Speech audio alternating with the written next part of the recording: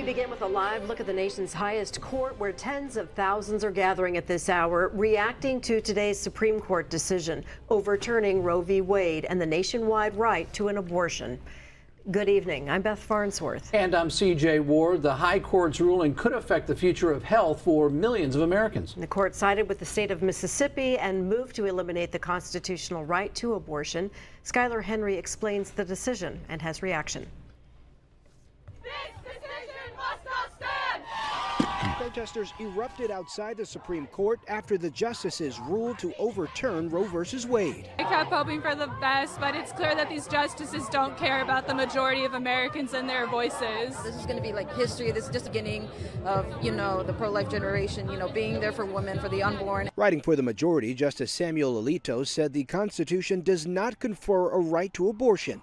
Chief Justice John Roberts joined the other 5 conservatives in upholding Mississippi's abortion ban, but wrote he would have stopped short of overruling Roe outright.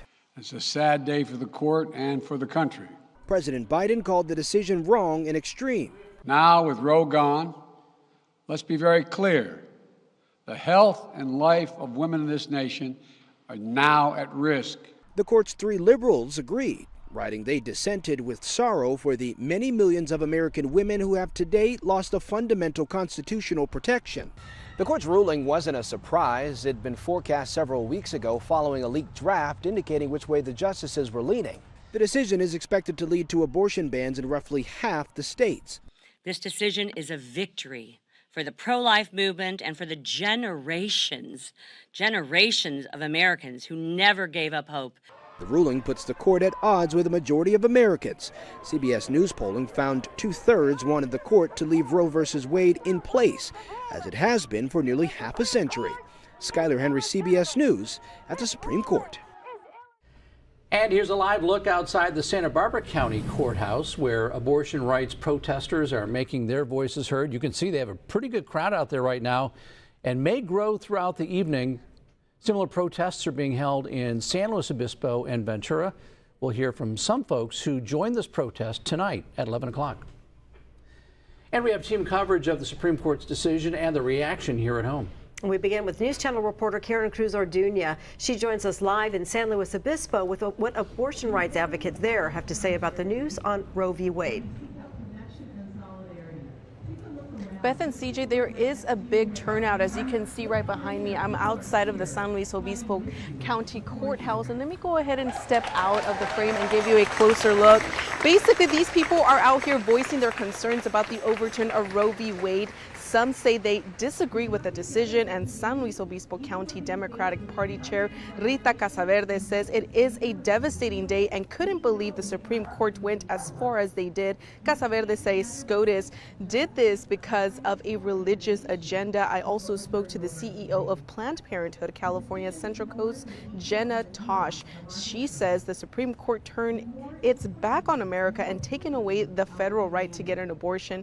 She says personal medical decisions should be people's choice, not lawmakers and judges' decision. It's important for folks to understand that here in California, abortion will remain safe and legal. On the Central Coast, Planned Parenthood's 6 health centers are open. We've already been seeing an increase in patients from Texas as a result of Senate Bill 8.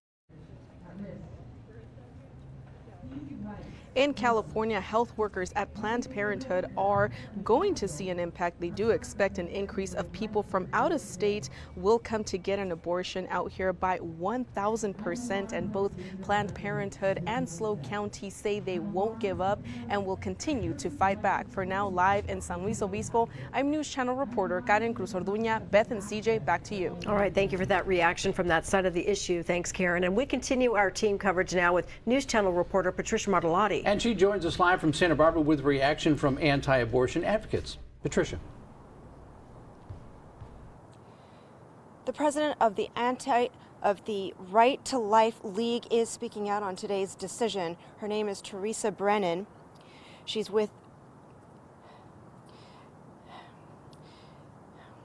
She's with the California-based anti-abortion organization. She says she's thrilled with the news, but says this is a moment to get behind women and make sure they have the support they need.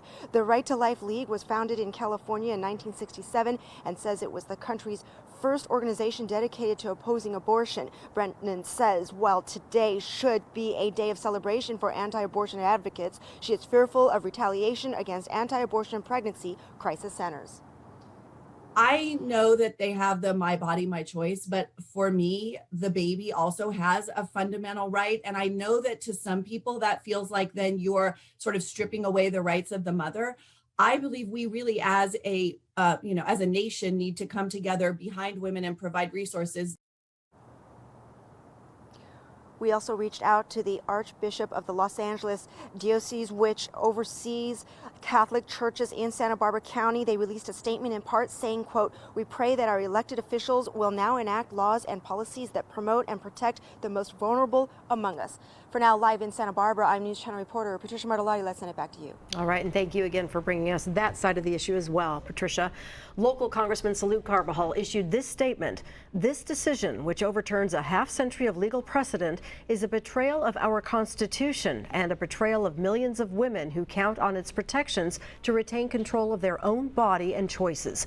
He went on to say that we must continue to search for a pathway for legislation. And Governor Newsom is sharing his thoughts on today's historic ruling. Newsom, along with governors of Oregon and Washington, launched a new commitment to defend access to reproductive health care and protect patients and providers. He proposed a $125 million reproductive health package to expand access and help prepare for the influx of people seeking reproductive health care from other states. He talked about it this afternoon with his wife, along with other state leaders. And I hope, if nothing else, this decision wakes everybody up and enlivens their senses and distills the essence of what this moment means, a moment that none of us thought we would experience. And as a mother and first partner of California, I am outraged that children today will grow up in a country where girls and women have fewer rights than my generations had. And the California legislature has also introduced a constitutional amendment to enshrine the right to abortion in the state constitution. Our coverage of today's Supreme Court decision does not stop here. You can read about reaction from local lawmakers and watch the governor's full news conference. And we'll keep you up to date with any local protests as well as new developments back in Washington. If you haven't already, download our free mobile app. I want to switch gears now and check in with Reed Harmon in tonight, checking on the forecast and the important Summer Solstice parade happening tomorrow. Tonight, people are already celebrating. Yes, people are over at Alameda Park in Santa Barbara. Should be a lot of fun tonight, and it will carry over into tomorrow as well. But we're taking a look right now at Tepiscate Peak there. A typical summer weekend, 66 degrees. We're seeing those nice clear skies, but get ready for a little bit of that fog going to creep in throughout the night as expected, and will continue to go through into tomorrow morning as well. Might take a little bit longer for that fog and marine layer to kind of die down, especially down south in Santa Barbara. So if you are going out and enjoying some of that solstice celebrations, then you might see a little bit of that fog. But the good news is that sun will start to come out around 1 to 2 p.m. So it won't be there for too long. And we take a look at those temperatures right now. Again, 73 degrees in Santa Barbara currently as people are out and about. So really perfect conditions down south, closer to the water. But as you move more inland, 84 degrees in San Ynez. It's going to warm up by the day, and then 98 in Paso Robles. I mentioned a warm up. We're noticing those highs for tomorrow. Again, 78 degrees in Santa Barbara, looking pretty picture perfect. Oxnard 77 and 90 in San Ynez. So we're going to continue to see some of that high pressure build up throughout the days until we get to around Monday, where it's going to be majority of that heat coming through. And I'll have that full 7-day forecast coming up in just a little bit. Beth and CJ. All right. Thank you, Reed.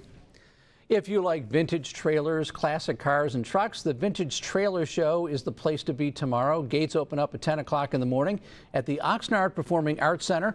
The Murphy Auto Museum started the show back in 2013, and it always attracts a large crowd. Now, this show will take you back in time to the mid-20th century when Americans were on the move right after World War II. Admission is $15 with free parking, and all of the proceeds support the museum. Still ahead on News Channel 12, live at 6 o'clock, gearing up for tonight's Solstice concert and how tomorrow's parade will impact downtown parking in Santa Barbara, especially for the farmers market. Then customers cash in at one bank on this Take Your Dog to Work Day.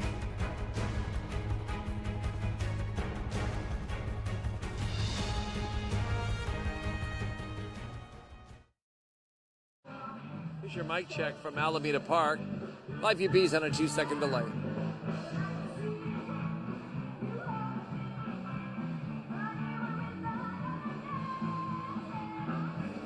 Okay.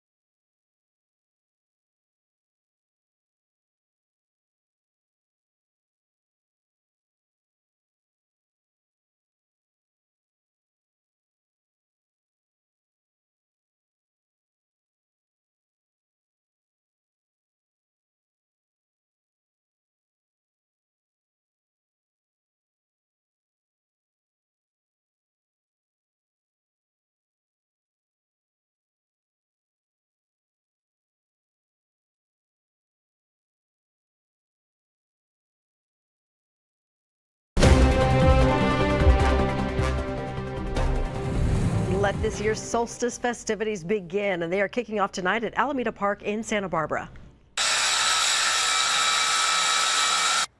Artists in the Community Arts Workshop are adding finishing touches to the parade floats, tomorrow's main highlight during the big event. It's all original art. It's all human pushed. And we have this wonderful space where we create together. So it's a real treat. The energy during the solstice parade is incredible, especially the grand finale, what we doing, is amazing. This year's theme is Shine, a fitting name since this year's summer solstice is returning for the first time since the pandemic. And those finishing touches tonight involve painting, sewing, hammering ahead of tomorrow's colorful parade.